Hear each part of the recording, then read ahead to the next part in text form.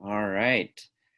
Hello and welcome everybody. Good morning for those of you guys that are joining us from the US and good evening from those of you joining us from China and good whatever from everywhere else that you are joining us from. My name is Devin Lau and I am the Assistant Director for Yale Center Beijing. A special welcome to those of you guys that are joining us for the very first time. Quick background, Yale Center Beijing was established in 2014 as a gathering place for leaders from Yale, China, and the rest of the world for dialogue on important issues pressing the world today.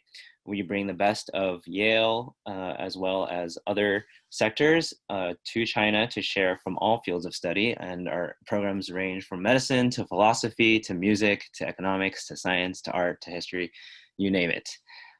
Luckily, in the time of pandemic, we're still able to host many events, and in fact, our reach we have found has expanded beyond just the borders of Beijing.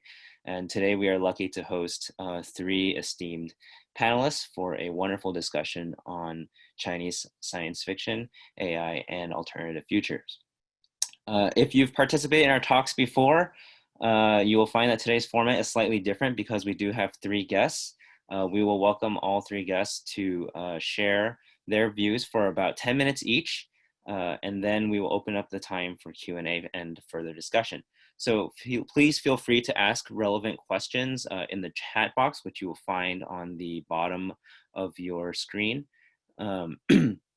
Please feel free to type out questions as they come, and then I will select about 5 of them, or as time permits, and we'll be able to have discussion that way. So without further ado, let me introduce our three speakers, and then I'll turn it over to Jing Tsu, who will be our first speaker. So again, Jing Tsu, our first speaker, is the chair of the Council on East Asian Studies at Yale, as well as the John Schiff Professor of East Asian Languages and Literature, and Comparative Literature as well.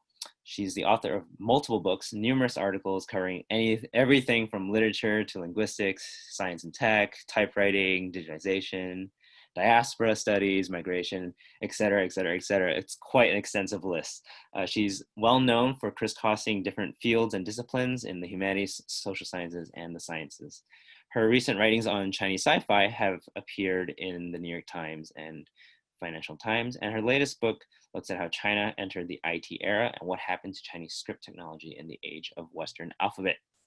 Next, we will have Chen Qiufan, a Chinese sci-fi writer, screenwriter, columnist, translator, and curator. And we have people who wear many hats today. He is a graduate of Beida, Tsinghua, and Hong Kong University, and he also worked for many years at Google and at Baidu, sorry. He's won numerous awards for his writings, including many Galaxy and Nebula Awards, as well as an award in which an AI judge picked his story over that of Nobel laureate Mo Yan. So his breakout work, Waste Tide, was translated by Ken Liu and was called The Pinnacle of Near Future Science Fiction by Hugo Award-winning author Liu Cixin. And then finally, we will have Ross Andersen. Ross is a deputy editor of The Atlantic, where he oversees the ambitious science, technology, and health section of The Atlantic. He's written extensively about science and technology in general, as well as in China in particular. Among his many truly fascinating works, which I was just perusing instead of sleeping before this talk, he wrote about Liu Cixin's work in the context of Chinese history, as well as the search for extraterrestrial intelligence with China's Vast Observatory. And in the Atlantic's next issue, which I might add is actually already available online and is quite the fascinating read, he has a feature on artificial intelligence in China. And so we have three very, very esteemed and well-accomplished panelists who will be leading this discussion today. And we'll start off with Jing Tsu.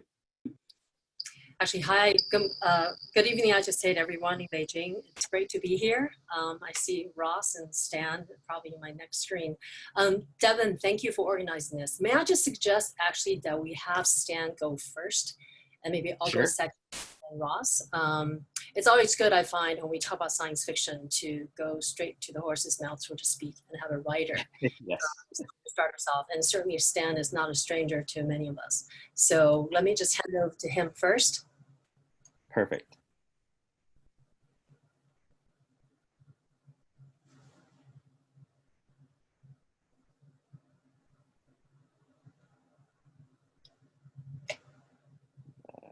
still muted right now. Yes, I think he's trying to unmute himself. Okay. Perfect. Right now? Okay. Can everyone hear me now? Cool. All right. Thanks, Jing, for inviting me to this great event, and thanks, Devin, for organizing this online section. So I'm Stanley Chan. I'm Chen Qiufan. So I visited Yale last year. So hopefully next year again, like in person. So science fiction as a member of great popular cultural community play a rather dedicated role in investigating the human-machine paradigm, such as like what Mary Shelley did in 200 years ago. So it has huge influence and interaction with the big atmospheres and the environment of the technology and industrial development. Uh, Such as in China. So we can see this new wave of science fiction uprising in the latest, like I would say, 2 decades since 1999. So go along as the strategy of like technology innovation, we are not strange to those concepts such as artificial intelligence, big data, and robotics and quantum physics, quantum computing, even like satellites, 5 gig, etc. So science fiction actually get a lot of like resources from this social movement, while some might criticizing science fiction making it scapegoat of people's misunderstanding of AI, others believe that science fiction has a unique ability to transcend time-space limitations and connect technology and humanities blur the boundaries between the fiction and the reality, as well as spark empathy and deep thinking within its reader. Science fiction, as Yuval Harari's word, is the most important artistic genre today. So as a science fiction writer, the challenge now we're facing right now is whether we can create stories that reflect our present time as well as the future and echoes our reality while simultaneously projecting the wildest imagination so it could live up to Harry's expectation. So right now, I would love to share a little bit of my screen so you can have a very quick look at to what's happening right now in China's science fiction in general, not only in literature, but also in film, TV, and also art. Um, can I share my screen a little bit? Yes, you should be able to have share screen function on the bottom. Yes, but now it's like I'm forbidden to share, I think. So might need some help. Sure, let me. Yep.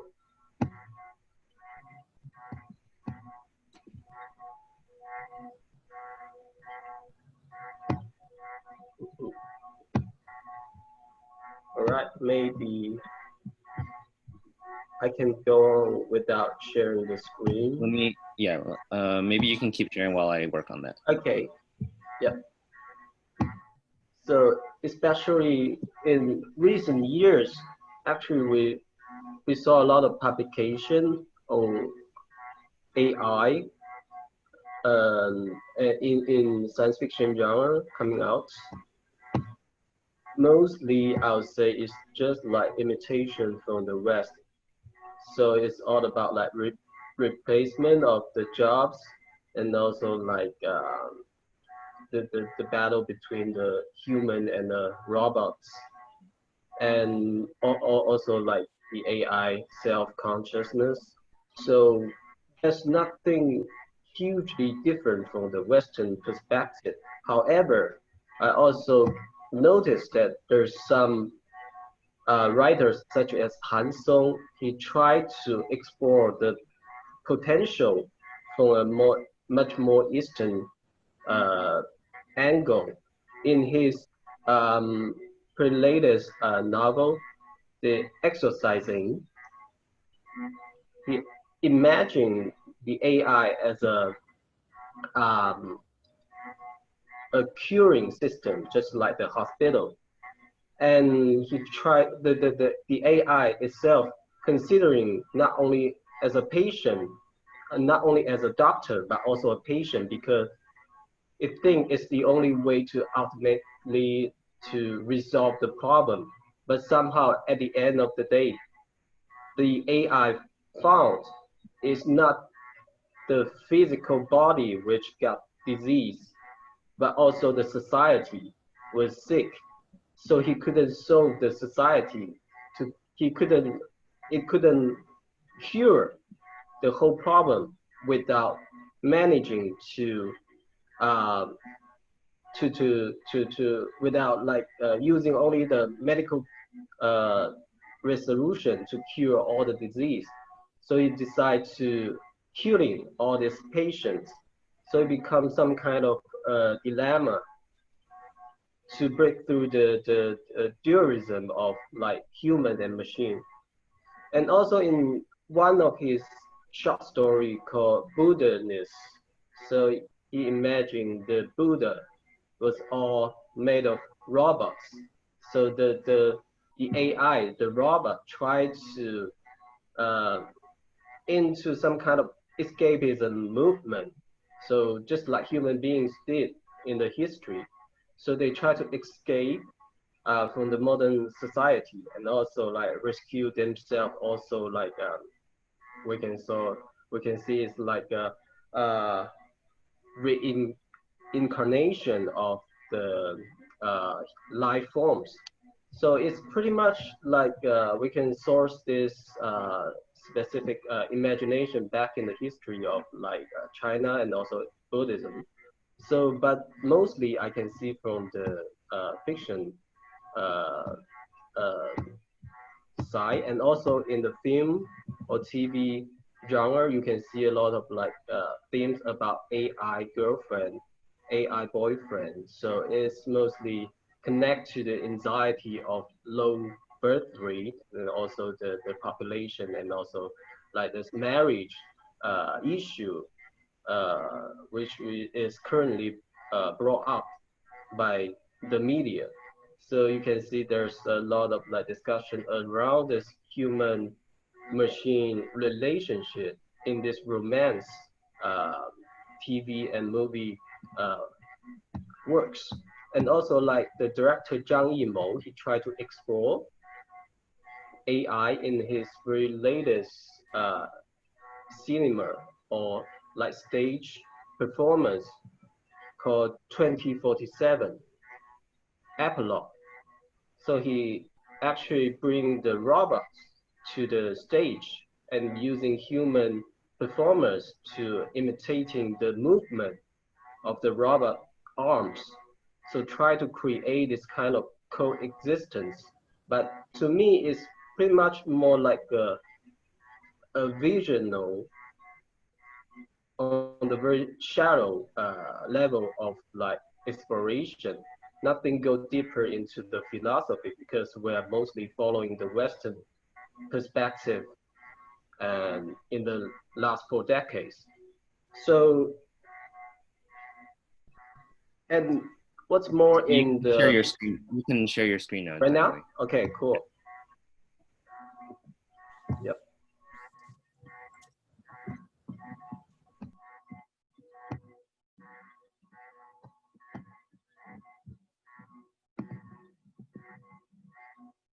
So, can everyone see my screen right now? Yes. Okay, cool. yeah, that's quickly show you some cover arts of the science fiction around AI and robotics. And this is what I mentioned earlier, like from Hanson, the exercising. And this is what I like from those mainstream video sites like from iQIYI, from Youku and Tencent. So mostly about AI girlfriend, artificial girls, my new type of girlfriend, so etc. So you can see why uh, we would like the Chinese creators always imagine AI to be like female. So that's another gender issue there. So we always try to imagine a very females outfits of like robots. So this is uh, director Zhang Yimou's 2047.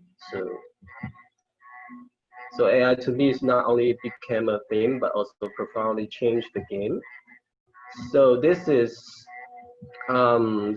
my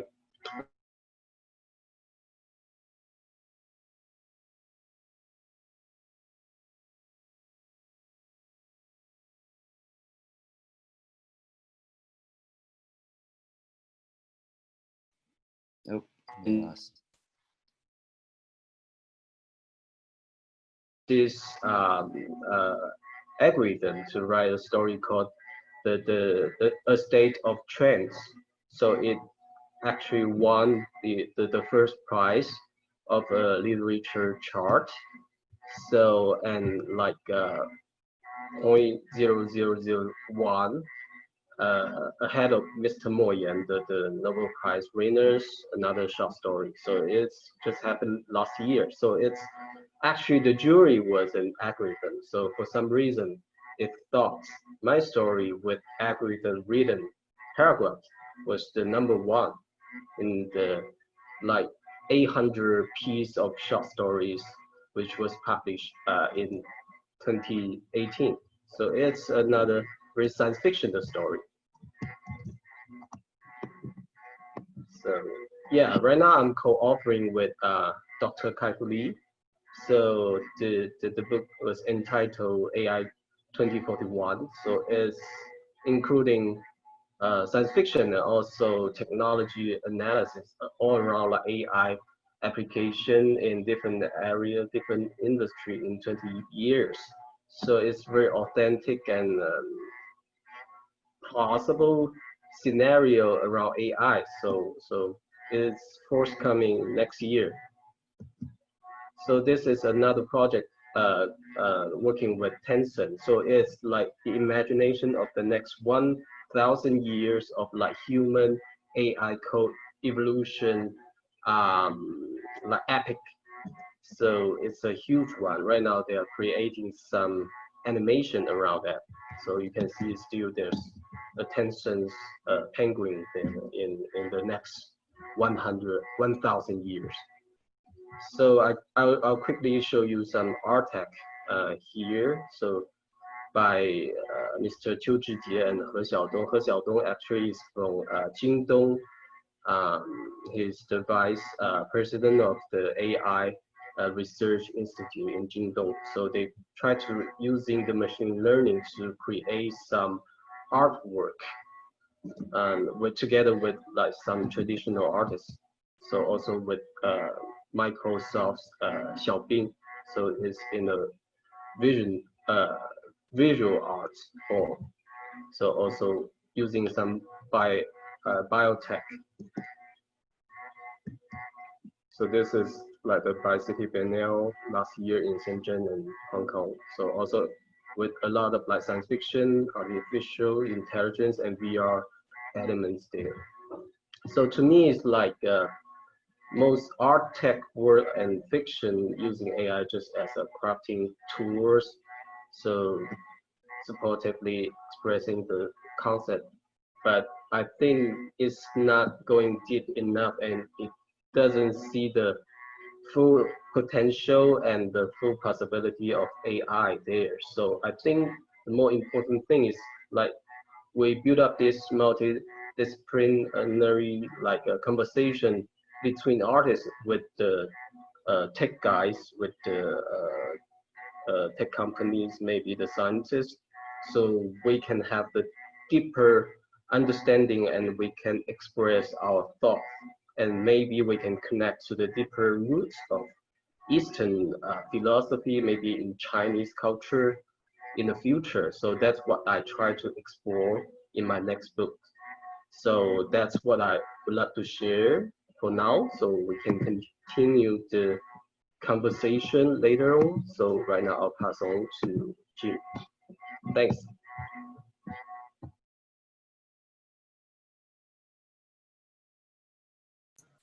Thank you, Stan. As ever, you're always showcasing the most interesting things, the most creative things that are going on in China right now between literature and other arts. One of the reasons I picked this title, actually, that when reality is stranger than fiction, is actually because of Han Song. It's actually a quote taken from Han Song, the writer that Stan mentioned earlier.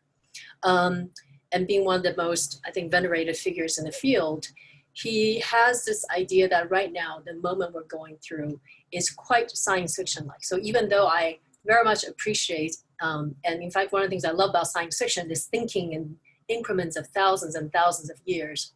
There is a reason why Chinese sci-fi can enjoy the kind of creative space that it does now at this present moment, right? Because we know that hasn't always been the case. Certainly, sci-fi has been traditionally very marginalized throughout the history of the 20th century, if not outrightly banned at several moments. I think the most recent is actually in the 80s because it's associated with, as the Western import, spiritual pollution, oddly enough, just at the moment when China was opening up. So, you know, as always, literature in China is always a particularly sensitive spot for registering the ambivalence and the tension between China opening up, wanting to be more integrated with the world, more forward-looking, and a kind of hesitation about maybe losing some of its values, having to compromise. And Ken Liu, which is a very good mutual acquaintance and who's a translator of Liu Cixin's Three Body, once said in this quote that I always talk about is that when you're up in space, and this is talking about sci-fi, he thinks that for Chinese writers, when you're up in space, when you're writing science fiction, one reason that's such a powerful genre is because you don't have to think about it in terms of Chinese, Russian, American, or whatnot. That you're really standing as a participating in a dialogue that is humanity, capital H, where there you can actually aspire to a future humanity. That to me is a very powerful statement for Chinese science fictions to make, fiction writers, because that also hasn't always been the case where they can think of themselves as somehow taking a leading platform and imagine a future, what a future set of values for humanity might be. And of course, we're just living at a moment when those values are under very strong contestation, where we're witnessing a kind of handing off, or one say a critical period between existing global power like the US, and looking quite closely at, obviously, China as a kind of closest competitor. So it is kind of interesting. On one hand, we can think about humanity writ large. But on the other hand, the idea of humanity perhaps has never been more at stake and at risk. And I think one of the most important questions that often come up is who will set the value for this future, right, as we look forward. And of course, I can't help but think of Reinhard Koselleck, this German intellectual historian, who wrote a book about future. And he talks about there's always this, you know, as much as we want to be forward-looking, that we can only imagine it. There are limitations that we can only imagine it from our current present perspective. And basically, the future will be some scenario based on what we think is likely to happen now, either in a kind of utopian fashion or against it as a negative dystopian fashion. And one of the things I think about when I think of sci-fi and AI right now is obviously AI, you know, even though on one hand it is this, I think this realm where we can imagine all kinds of, from downloading your brain for immortality to, I think, precise kind of endless experimentation, having automaton to have conversation with the human mind itself. But there are also very, I think, things that we don't we take for granted is how it's actually changing the ambiance of how we live, how we think. Small things of how we might accept a trade-off between everyday convenience and maybe giving up a little bit of privacy or a little bit more individual space of freedom, etc. And actually, speaking of films, I'm actually more thinking about Xu Bing's 2017 Dragon Eye. I think that's what it's called, which is a film that is actually a love story. Speaking of AI girlfriends, that is a love story, but stitched together solely from surveillance footage, right, from camera that he collected. Apparently, it was all public source, and it's rather eerie to think about when we look back on ourselves through the technological lens, right, through the AI lens. That it's almost like an alien being that can kind of try to interpret. Sorry, my light just. Yale campus just opened up, so I think the electricity has also been in quarantine. It's a little bit slow to react. So I think it's actually kind of curious to think about, there's a good and bad of AI, and also we tend to think about this kind of writ large futuristic AI, which we can all take pleasure in imagining. But there is the consequence of what the infrastructure of our technology is actually doing to us. This is actually more the domain. I'm very excited because Ross's new piece, those of you who haven't read his first piece on Liu Cixin should just subscribe to Atlantic right away and find it in the archives. And Ross's new piece on AI that he's been working on for a while also just came out, I think yesterday, right? Just yesterday or the day before. And actually he then talks about, I think I'll hand it off to him now, is precisely this part of AI that we kind of live with. That's kind of what we have to be concerned about in the next probably 5 to 10 years. Ross? All right, well, what a pleasure to be here. First of all, I'm gonna switch back to gallery view so I can see more of you. Yeah, this is a real pleasure. When I was in Beijing actually reporting this latest story on artificial intelligence, I visited the Yale Beijing Center to meet with Jeremy Dom and had a really nice time. So pleased to be hosted again, albeit virtually. So first of all, I just want to say that I am not an expert in Chinese science fiction, in part because I don't read Chinese, which is probably just table stakes for even being an enthusiast. But I find it fascinating. To me, and this sort of echoes Stan's and Jing's remarks, science fiction is first and foremost a literature. It's not strictly a kind of didactic way about thinking about the future. It's this sort of humanistic enterprise of kind of plot and theme. But it's also just over the last 70 years or so, it's become this real cultural outlet for anxieties and hopes for the future, and particularly futures shaped by technology. Jing, when you were saying, I forget the quote that you said about, there's a similar quote that I always think of about futures. And what it is that when we think about the future, we often imagine ourselves looking downstream, straight, like down the line of time, when in fact, our imagined futures are orthogonal. We're always branching out from our present. And so they often reflect our current anxieties. I became really interested in Chinese science fiction through Dalio, which I guess is no surprise, as did many Americans. And it's a credit to Chinese science fiction that it's, I think first contact novels, novels that have to do with contact with an extraterrestrial intelligence. The American imagination had sort of exhausted itself, I think. In recent decades, where you'd seen sort of the same plot lines and the same tropes over and over.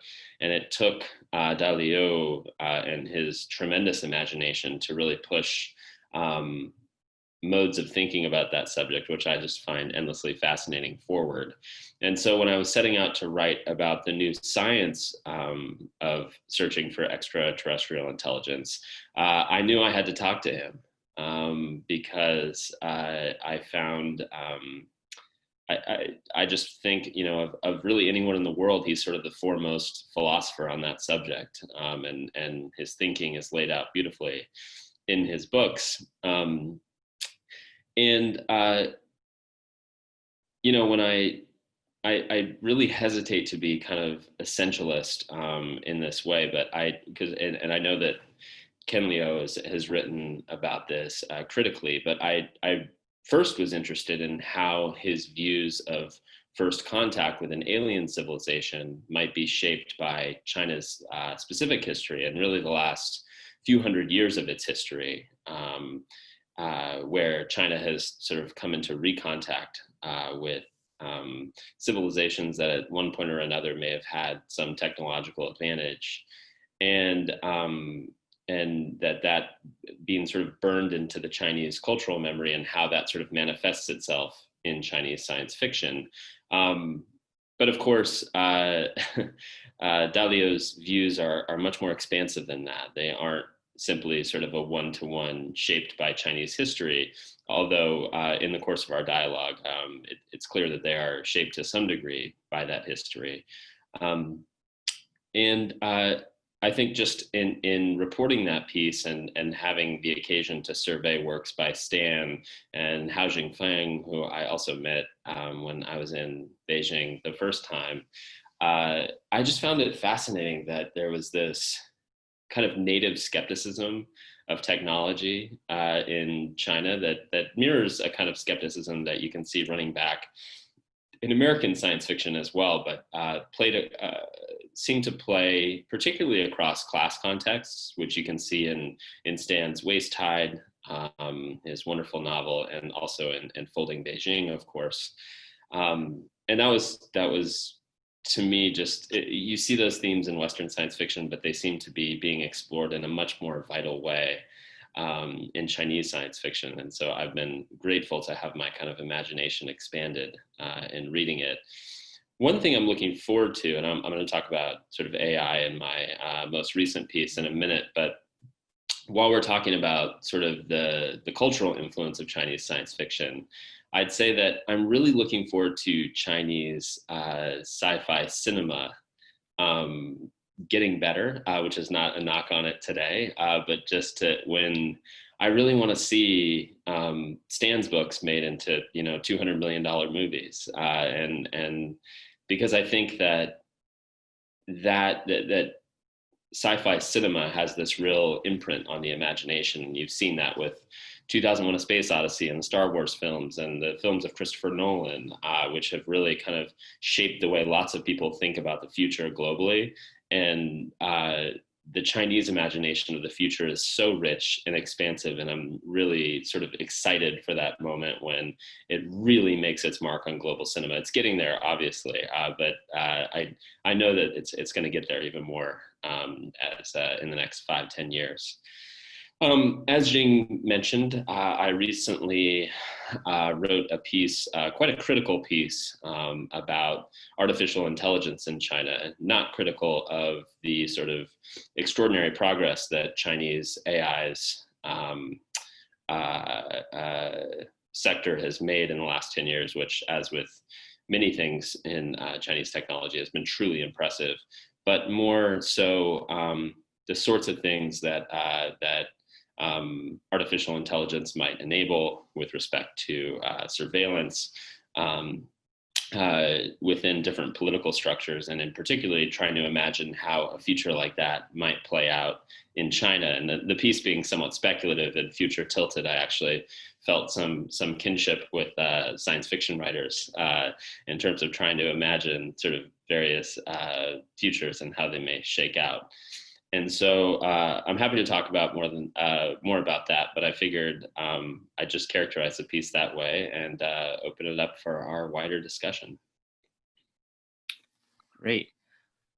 So I guess what we'll do, there's a good amount of questions coming in already. I guess if any of the panelists, if you guys have anything in particular you guys wanted to talk about more about first, feel free to jump in. I guess I will start with a more general question, and then you guys can sort of just riff off of that. I guess the first question we should kind of establish is, what is Chinese science fiction? What makes it Chinese? We have it in the title, we've been talking about it, but what are the distinctive characteristics that make it so different, or maybe it's not different, based on what Jing was sharing about the common humanity, than, Western sci-fi or sci-fi that we've sort of thought about for the last couple decades. So if you guys want to jump off of that and then go wherever you want with that. Should I answer that as an outside observer, since I know where a science fiction writer's allegiance must fall in the obvious place? I actually do think about that sometimes, because I think at first the aspiration of Chinese sci-fi writers is to be global writers. But there certainly is a turn now, more concerned with internal social issues, like Stan said, with environment, class, social equity, maybe getting closer to trying to dig deeper and reconnect with kind of Eastern cultural roots of China, like Buddhism, et cetera, et cetera. And I think that itself is not, I feel like I could just as well wave down an alien ship somewhere. And I think that itself is also an interesting shift. It's not just that writers come to a point where they all decide, okay, we're gonna go back to China's roots. But I also think there's some kind of shared sense that the future is actually lies with China in some ways, that there's a lot to do there for the foreseeable years. And I think that itself is a very interesting change. And so even though we can think about it in terms of just kind of a literary development, I think it also reflects larger social and political trends. But I don't know, Stan, you might think differently.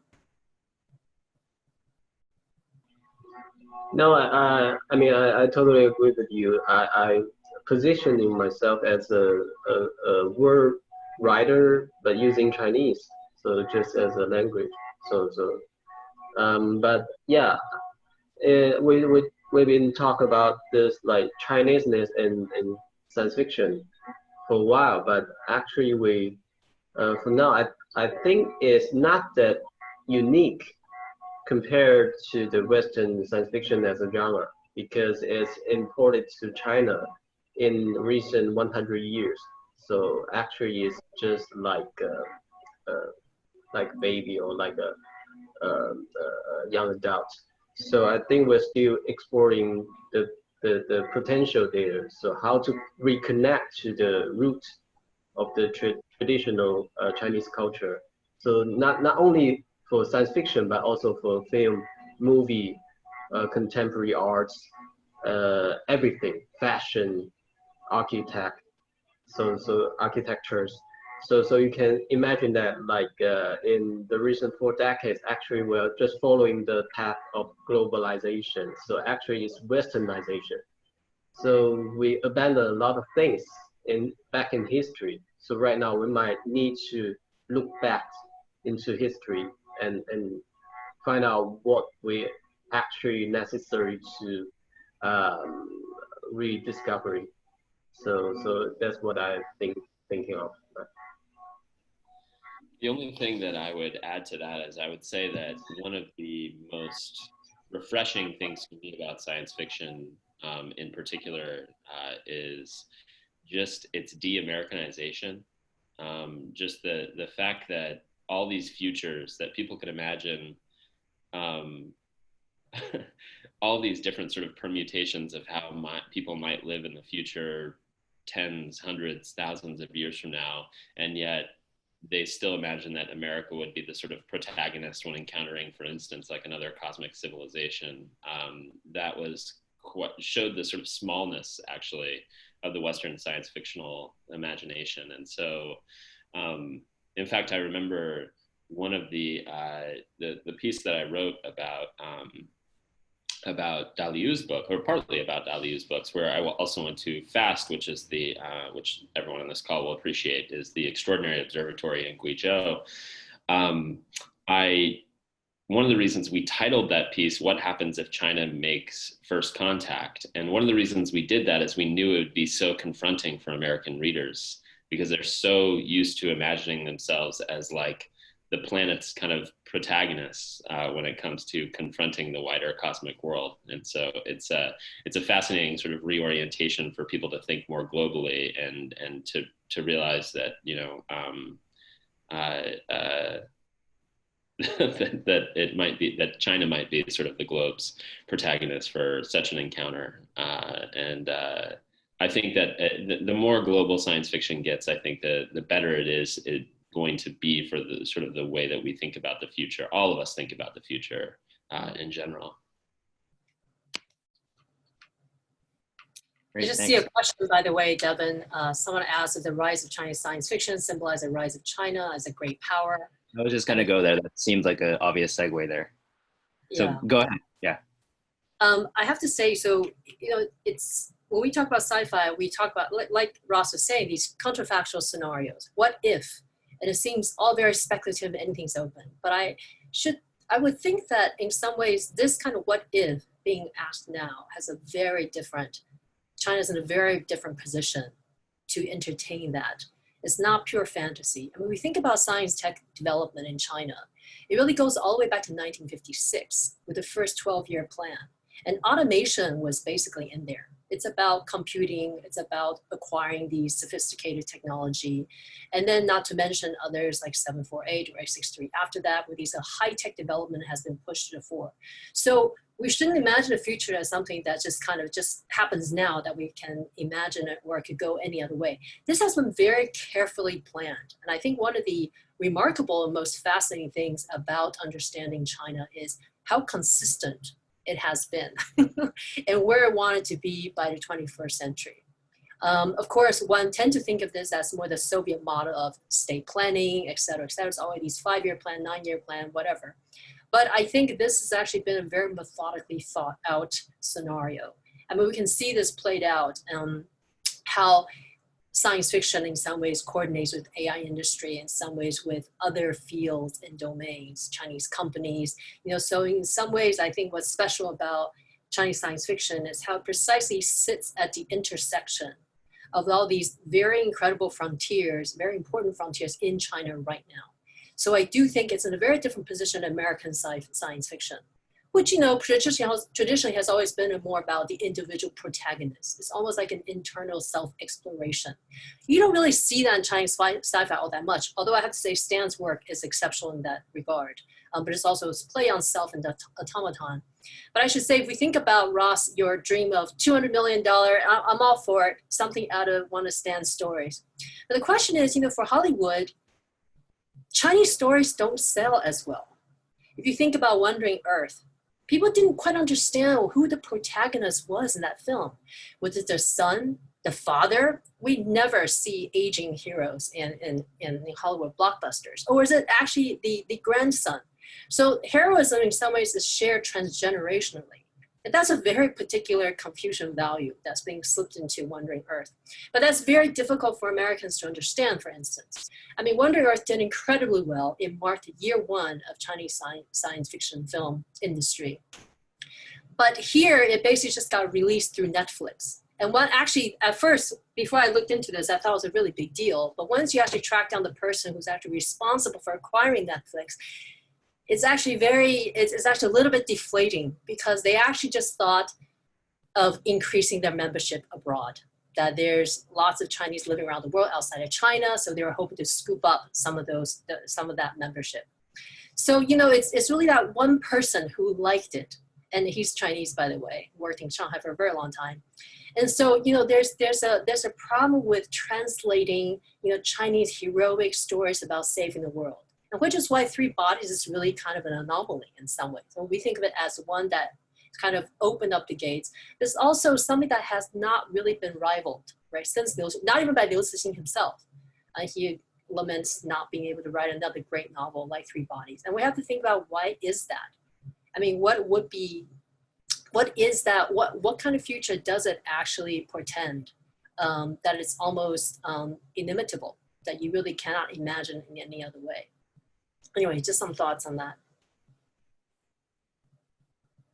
I wonder if that problem will be permanent. If it's true that China will sort of continue to gain in global influence, then its culture will also continue to gain in cultural influence. And so maybe Wandering Earth, if it's the case that it has these sort of Confucian values that may make it less palatable to Western audiences, maybe that's just like the sort of the first one that's kind of conditioning Western audiences to sort of have a more distributed hero set. And then, 10 years from now, we're all watching movies like that. I certainly hope so. I have to say, one of the things that got cut out of something I wrote recently was when I talked about China's uncool factor. Why does China suffer from an uncool factor? Like, what happened to our blue jeans and Coke and Coca-Cola and whatnot? Like, why is there nothing really hip? There's no rap music. I mean, there's sci-fi. That's about the only, the only thing that we can show for right now. But somehow it just doesn't strike the outside world as something youthful, vibrant, but rather old, calculating, et cetera, et cetera. So I certainly hope that can be changed.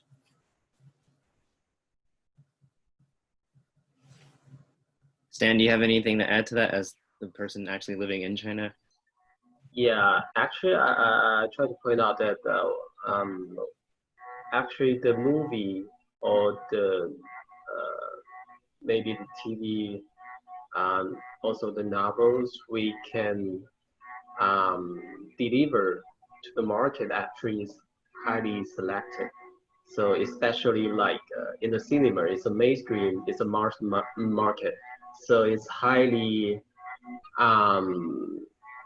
under control, you know what I mean? Like there's guidelines, there's regulations, there's red lines, even it's invisible.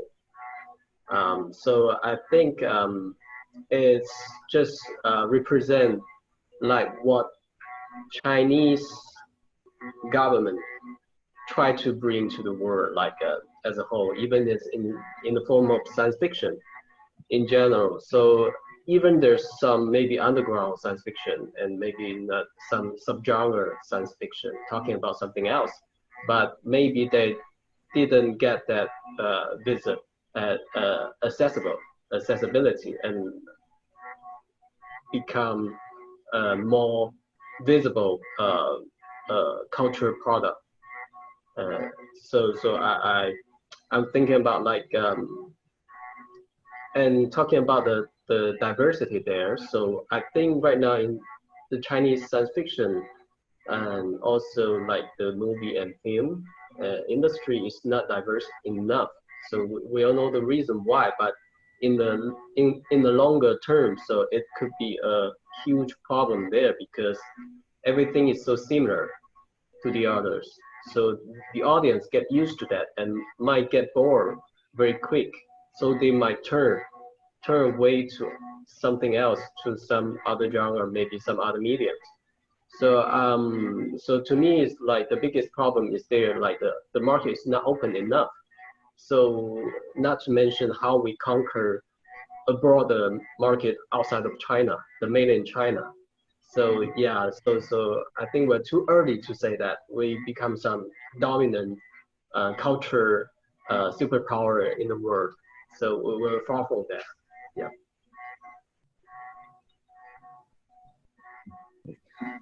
I guess one of the things that we see is, I think in general, the way that, and I'm kind of incorporating a lot of different questions that are being asked, but the way that Chinese society relates to technology and AI specifically, and sort of the comfortableness of Chinese people in general, modern Chinese people with AI and science, and especially compared to sort of a more conservative part of the US, for example.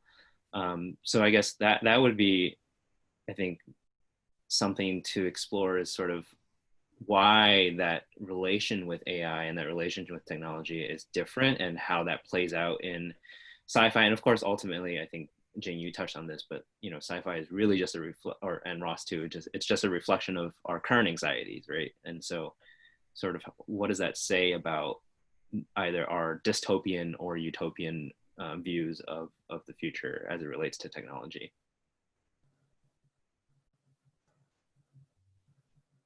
Yeah, Stan, what do you think is Chinese relation to technology? I mean, certainly it was very much looked down upon, right? In the late 19th century, where Western technology is introduced, they call it, what do they call it? Like they just called it tricks.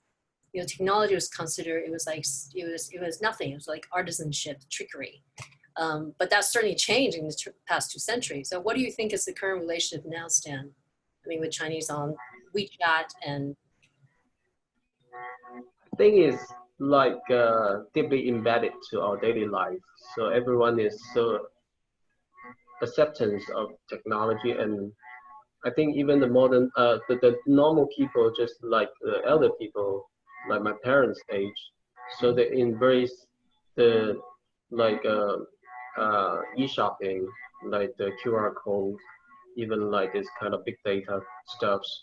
They're quite positive and they're quite welcoming those new stuffs.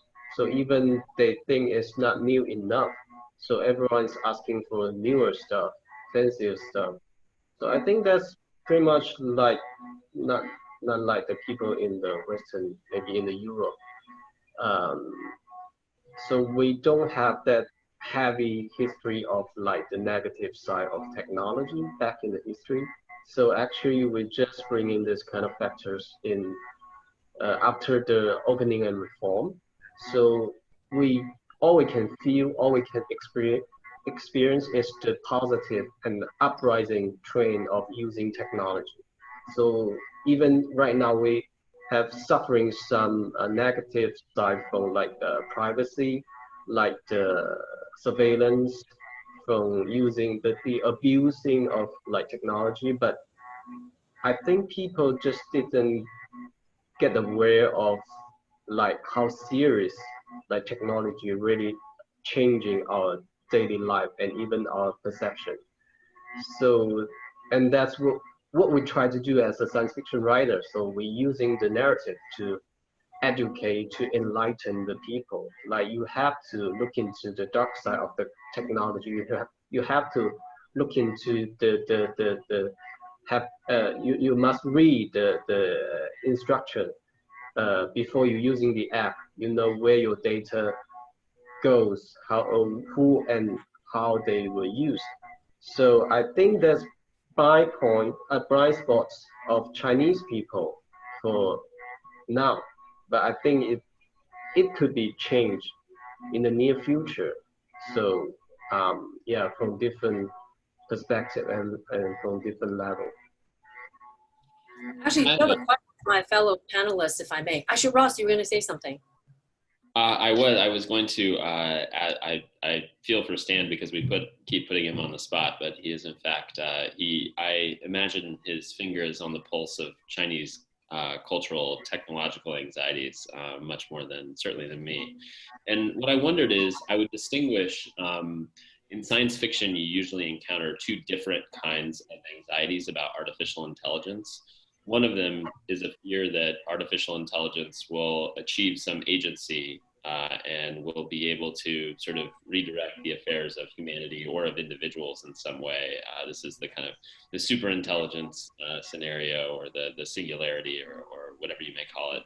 And then the different one is a less advanced AI that's implemented by the powerful to surveil or otherwise manipulate people. And Stan, I'd ask you, as you sort of survey the technological anxieties as a science fiction writer, this is part of your job in China, which one of those two kind of scary mythos of AI is more dominant culturally right now?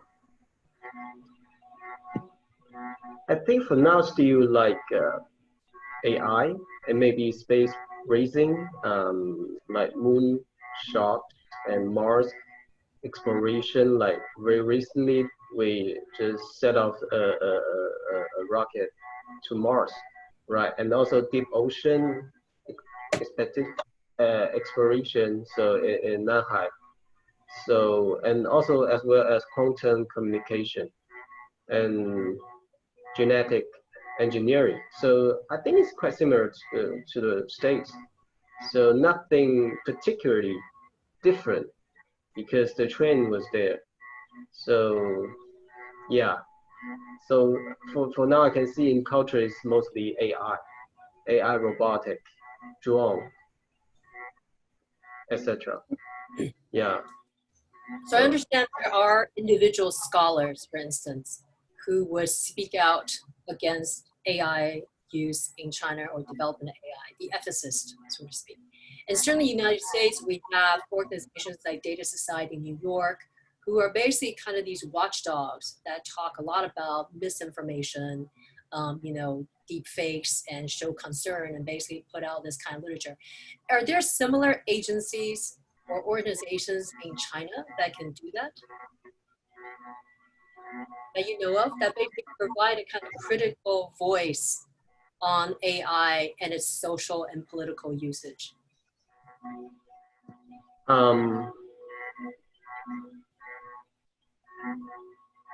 I think there's some startups doing that, and not only for political and media use, but also for entertainment. So they're monetizing the whole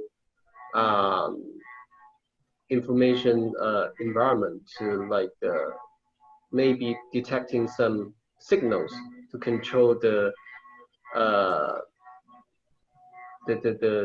voices, like even like a movie, a star, a celebrity.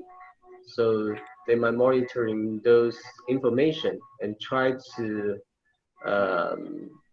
put out the fire before it became too dangerous. So I know some startups, they're doing that. So collecting data using AI to doing analysis. Maybe they'll send out some AI, some bots online. So on Weibo or on some like social media, they will guiding the trends. So they're spreading some fake talkings, fake conversation, fake statements. So they try to guide the mass. So I think it's quite similar to what's happening on Twitter and Facebook. Besides, we don't have that kind of journalists can disclosure this kind of issue or case there. Not yet. Yeah. I think it's actually fascinating today, after almost an hour, I feel like we're just now getting beneath the surface, because one of the underlying question is how the ecosystem is different for AI in China than it is here in the States. And that involves very complicated factors, including the ones that Ross explores very successfully in his article. But I think also how these different parts work together is an entirely different manner than how we understand it in the United States. And I wonder if in some ways we should just leave it at that and let that be a teaser. If we can ever travel again, it'll be really interesting to have a longer conversation about this in Beijing and talk. Because I think that we kind of figured out what the underlying issue is what is the environment, what is the ecosystem that allows something like sci-fi, AI, military defense, surveillance, state power, all this to work together. I think that's a great idea to have a larger conference at some point in the future, gathering people to discuss this. But I'm not going to let you get away so easily. So I will ask maybe if we can dig a little bit into that right now, just sort of what you kind of listed some of the factors, right? But maybe what do you think are some of the key factors that create such a different environment? And I think Ross, since you were just, since you wrote that article, I think you'd have some interesting insights into that as well.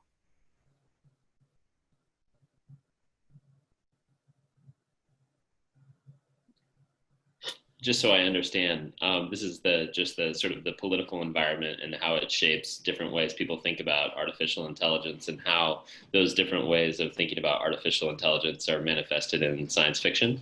Is that? Yeah, and I mean, I wouldn't say we have to limit it political either, right? There are a lot of other factors that are also going into that, but certainly that's part of it. Yeah,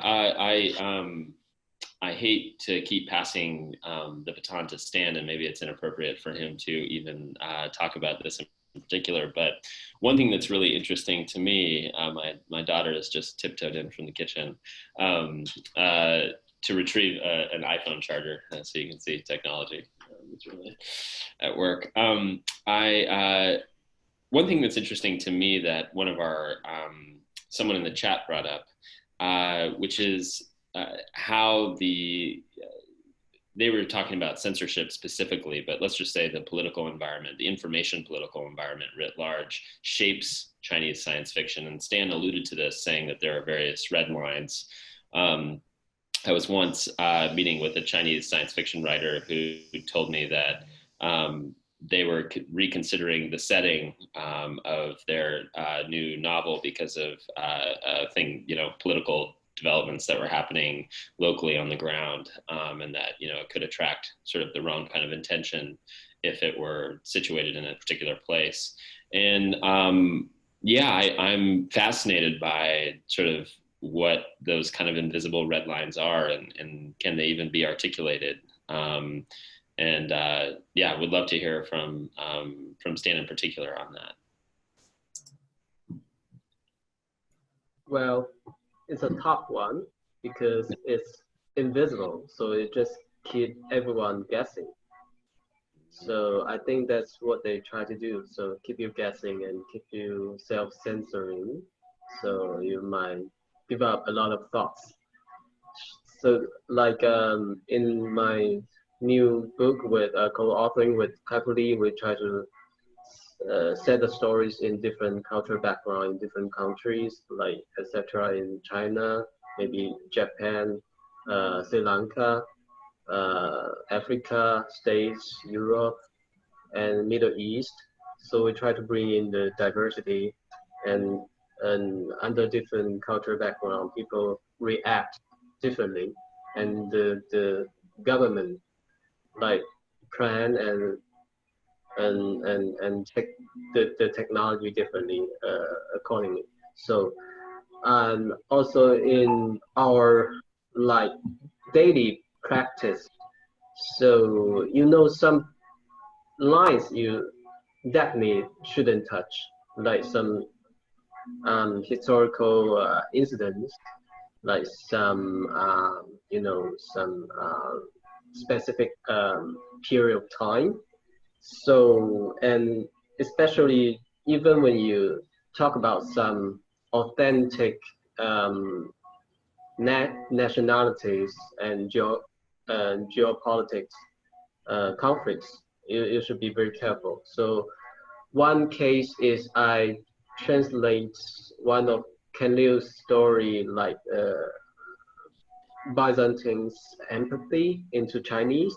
So it's basically setting in real world about like how people using blockchain to own charity. So there's London, there's like Washington DC, there's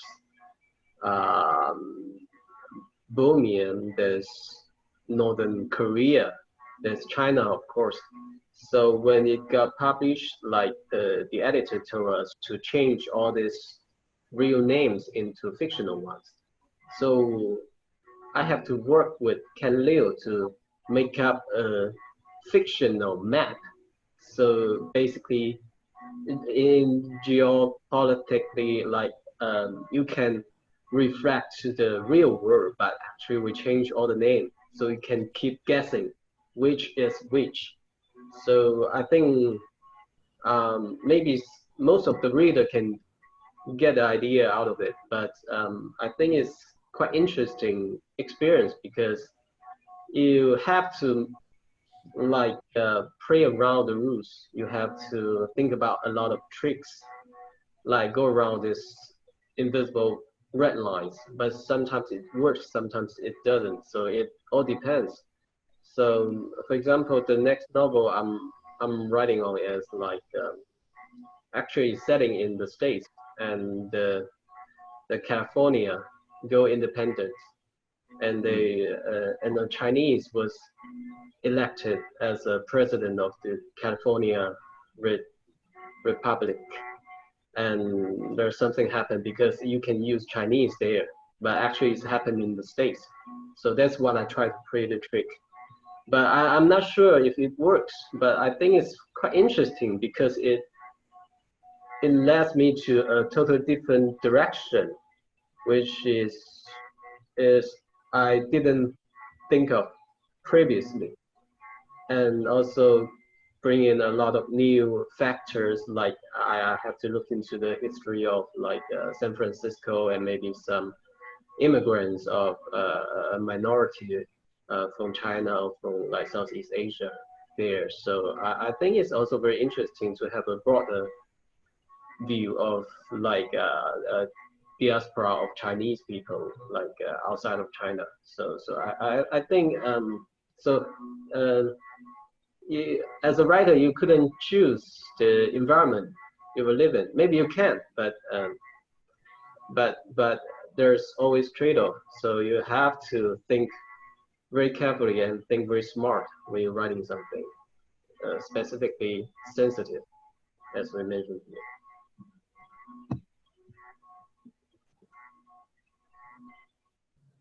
Jing, did you have anything to add to that?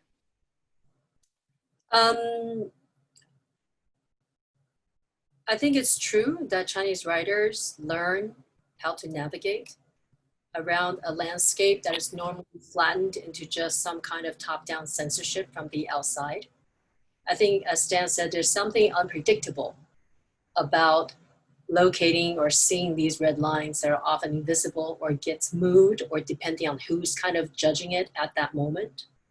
But I think also, we tend to think censorship is a long topic we talk about, and we tend to associate with Chinese literary writing. I think it's also important to think that, we have censorship in the United States as well. It works in different ways. And in fact, we happen to be in a political situation now where we can probably relate very well to the things that we used to criticize about China. So I think the two are actually quite close that way at the moment. I think at the same time, it's also true that of the kind of AI technology that we're talking about that we worry about, like face recognition, surveillance, all that is also available here. AI, as we know, AI started with military research, defense money in the Silicon Valley. A lot of this technology basically trickled down from military research. We know that, yes, there's also companies like Google, Facebook have greater data than the National Security Agency. So there are also these odd contradictions in the American society that must seem just as sci-fi-like to anyone in China. So I think this is a particularly interesting point, because this shot, reverse shot, as they would say in film lingo. And I think it's worth keeping that in mind when we think through these issues about China and AI. It's not as simple as having a repressive state or political regime that just uses this to do what it's always done. I think we're looking at something quite different. And that's why this is, at some point we'll have a longer conversation about this.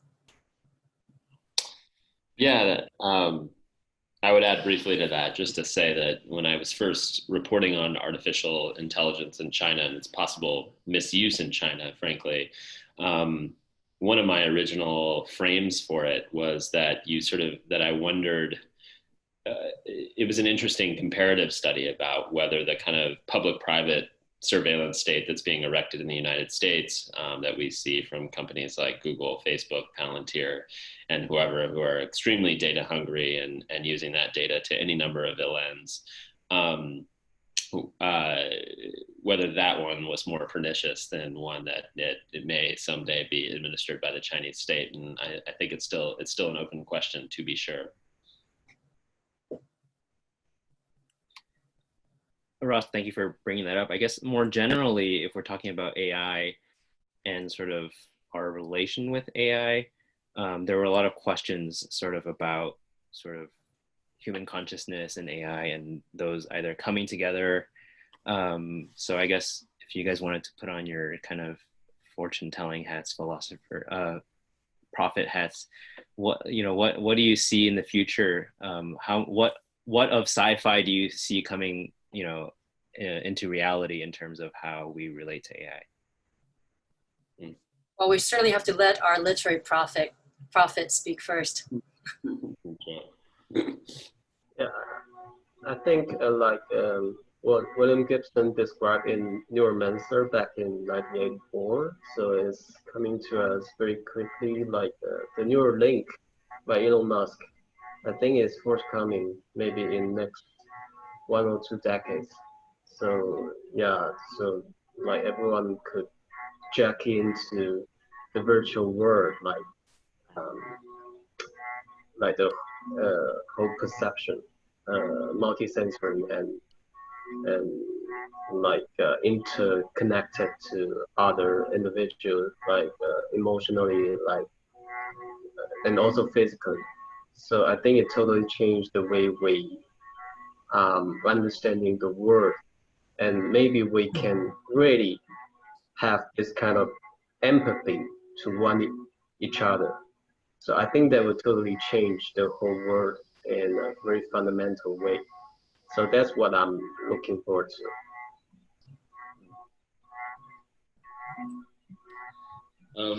The thing I'd say about that is, the previous piece that I did prior to this one, which was not set in China, was about animal consciousness, and animal consciousness is human consciousness, because they both use the same platform, the brain, and in sort of scouring the assembled scientific literature about the brain and its functioning, one thing that I took away was that we actually don't know much about how it functions, and certainly how it generates consciousness. And you can certainly go out of business betting against Elon Musk, as Tesla short sellers can tell you. So I don't want to pour cold water on Neuralink too quickly, but I think that the sort of, many of the kind of really lo-fi brain-computer interfaces that you're seeing already that are helping people who, for instance, are paraplegic are really impressive. But I think in the more robust, like doing a Wikipedia search sort of with a microchip implanted in your brain, maybe that sounds appealing, maybe not, but I think we're a long, long way away from that, and that our understanding of the brain itself has to become much more sophisticated before we get in that realm.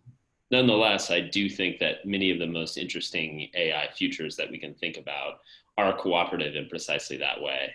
They aren't humans dominating AI or AI is dominating humans, but thinking about how sort of our intelligence might be merged with machine intelligence, and sort of the possibilities of that. From a kind of literary and philosophical perspective, what I find most interesting is if not the idea of domination. So like suppose some AI were to achieve agency in 50 years or whatever it may be, and surpass human beings. Maybe I should be worried about them, immediately wiping humans out. But what interests me more is that moment when human beings stop being the sort of intellectual first movers. Like, so if there's an AI that's capable of a kind of more profound inquiry into the nature of the universe, or physics, or the origins of everything, that's going to be a fascinating cultural moment, I think, if it ever comes to pass. We are used, for all our kind of flaws and warts, we're used to imagining ourselves as sort of the apex of creation, or at least the sort of creation that we've explored thus far. And when something else is doing the more serious thinking, I wonder what that means for us. And I wonder, maybe that slots us into a position where it's sort of easier to be a human being in the world, for all I know. I mean, it might actually be a welcome development, but either way, it'll be quite a transformational one.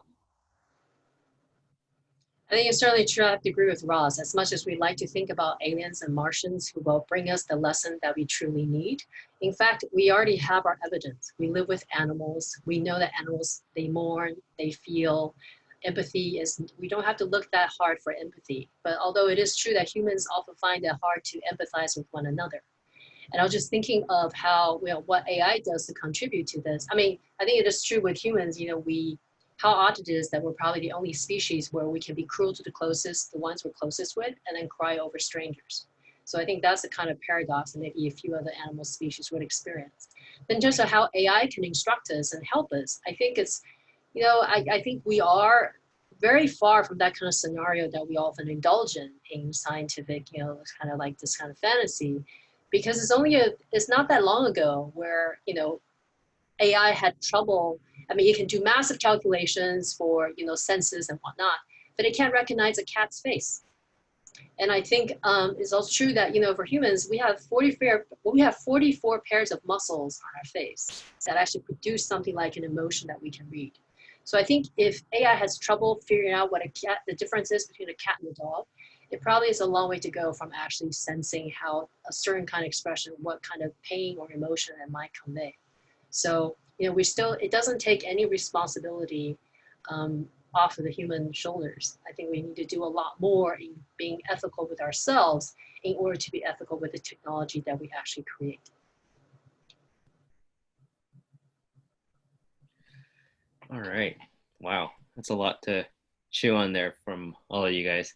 Thank you all for so many wonderful questions. I think I've done my best to sort of bring them all together and sort of have some sense of a cohesive conversation. I guess we've got about 15 minutes left. If people still have questions, people can start sending them in. I'm going to shift the topic just a little bit because all three of you guys are phenomenal writers. So I guess just there was a question about sort of how do we get if people are interested in getting started as a writer. They had mentioned sci-fi writers, but actually all three of you guys are phenomenal writers in your own realms. What advice do you guys have for becoming a writer?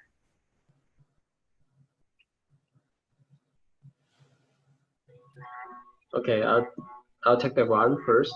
From my own private experience, first of all, I'll read tons of books, like maybe classic, maybe genre fiction, maybe popular fiction. So just try to focusing on the frame of reference to finding what style, what genre, or what specific topic which make you really excited. So that's what you try to position in yourself as finding a direction. So once you find some specific author, some work you're really fall in love with, so you can dig into it, and you can start to maybe start writing from imitating. So every writer start from writing copy, stealing skills from other authors. So that's how we start to learn how to write. So, and try to finish each opening. So not to give up in the middle way. So because I have so many friends tell me I have a brilliant idea, better than the three body problems. So there's so many people told me that, but they never finish one story. So that's what I try to tell everyone who intended to become a writer. So finish one piece, finish one story, and send it out to whoever you care, whoever you trust, have the good taste or similar taste as you are, so they can give you feedback, no matter it's positive or negative. So you learn from that feedback, and you keep try to evolve. You try to improve your skills. That's how you crafting your writing. So when you build up this kind of feedback loop, and you start to grow, and you keep sending, you keep writing, you keep finishing your stories, one day you got published. So that's how you become a writer step by step. So there's no detour. There's always time and effort.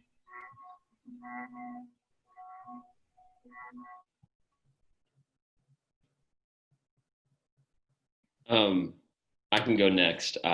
First, I would just plus one everything that Stan said. He covered a lot of the bases. Sort of read widely, find the things you like, get comfortable sort of reverse engineering the things that you like. So think about how a particular piece of writing has been structured.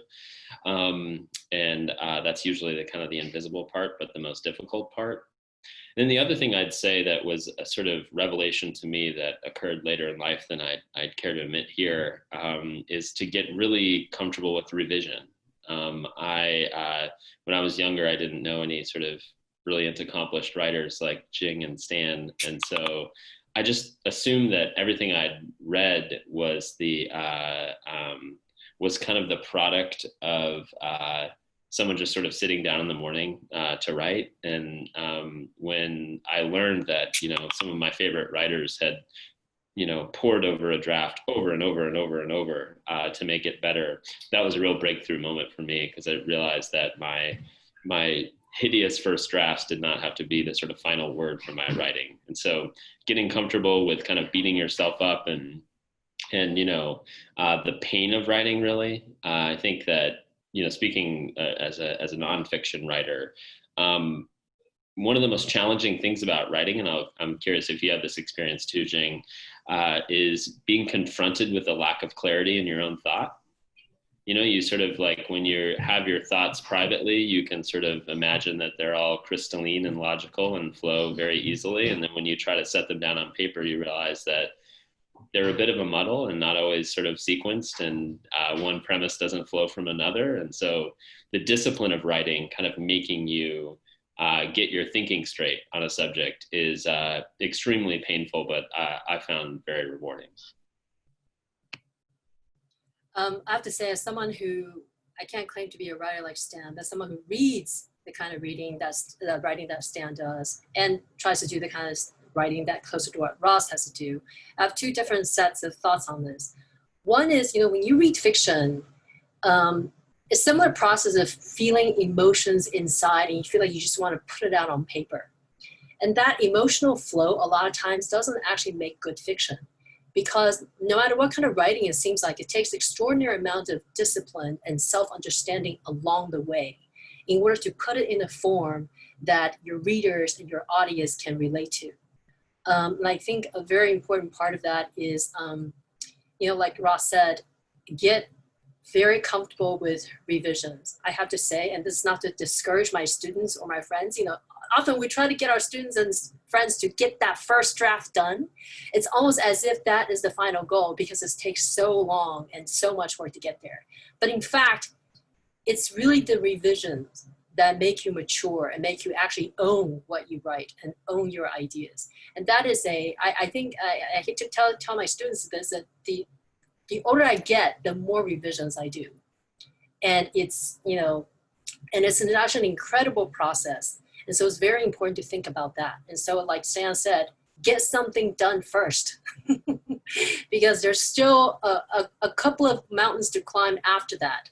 So, you know, maybe thinking that as kind of a pass-through rather than the final goal would get you finished things, get things done. I hope people realize what giant gold nuggets you guys have just given everybody. Well, I don't see too many new questions coming in, so I guess we can close with closing remarks, I guess, if you guys want to go around and just sort of have a final say of anything that you didn't get to, or if you wanted to further clarify, revise, and elaborate on anything that you guys have already talked about. We've covered a lot of ground, obviously.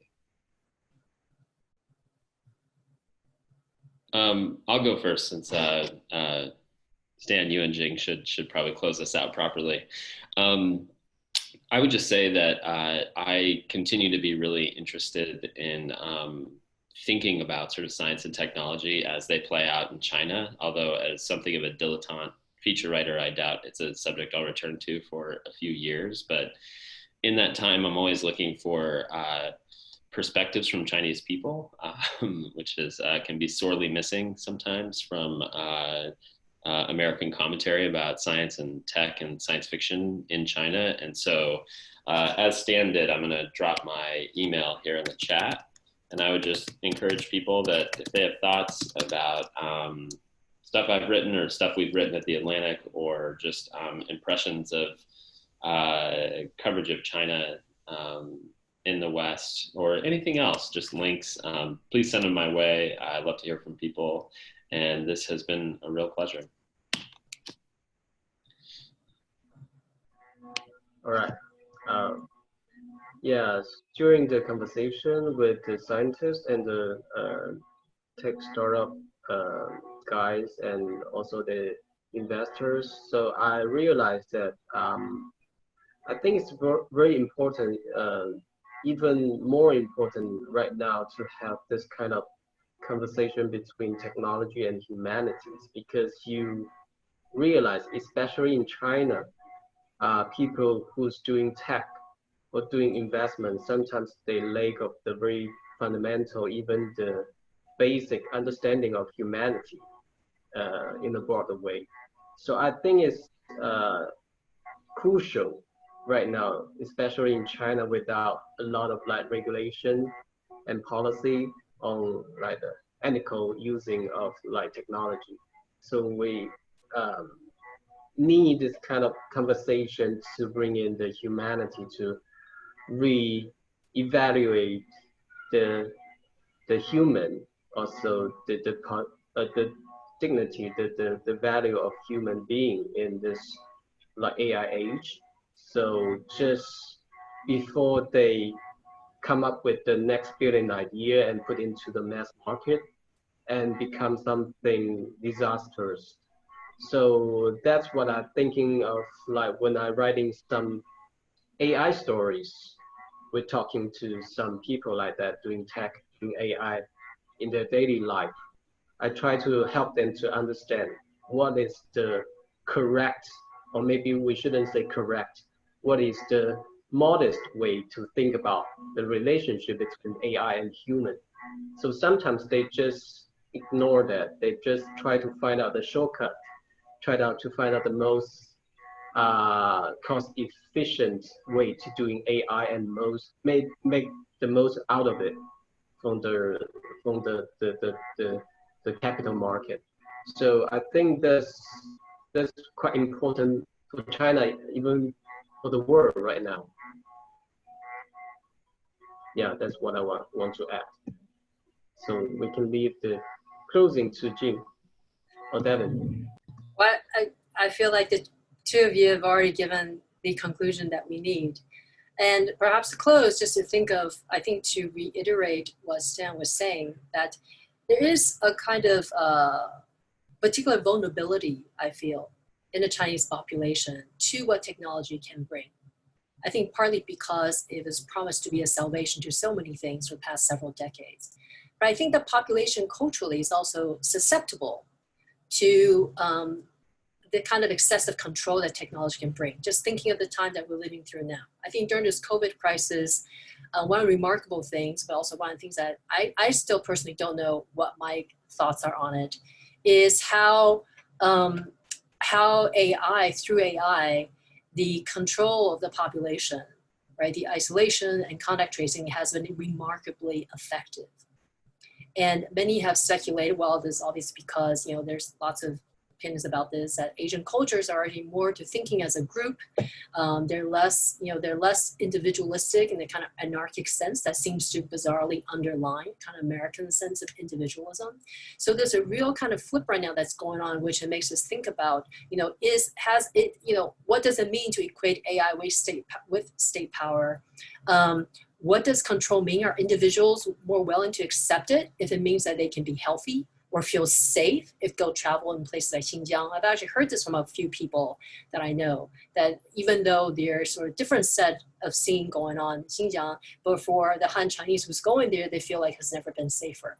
So I think there's all these kind of, you know, strange, this things that we would not know or think about from the outside when we try to peer into what technology means in China, that requires a lot more unpacking and reevaluation.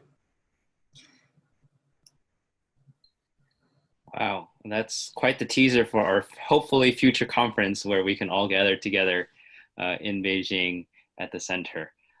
Thank you to Stan, Ross, and Jing for a fantastic conversation. Absolutely fascinating, and I can't wait to dig through all of your writings again and read everything again. I'm going to unmute everybody so that they can thank you guys.